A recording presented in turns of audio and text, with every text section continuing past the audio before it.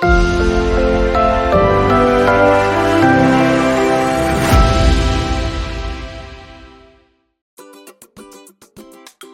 morning, friends. Hope you all are doing well. Today we are going to learn a giant word for a giant happy feeling.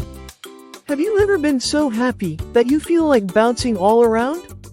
Or so excited that you could barely sit still? I feel this way when yummy food is placed in front of me.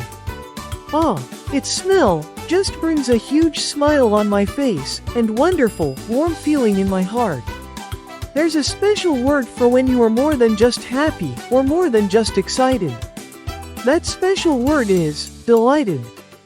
The word delighted means you are extremely happy or very pleased about something. Think of it like this. If you get a chocolate, you are happy. But if you get a whole box of your favorite chocolates, you feel delighted. Hope you got it? Other words with a similar meaning are overjoyed or ecstatic. Now, let's look at a few sentences with this word. First one. My mom was delighted to know that I came first in the painting competition. Well, my mom was once delighted when after years of her effort, I finally started putting my socks in the right place. Ha ha ha.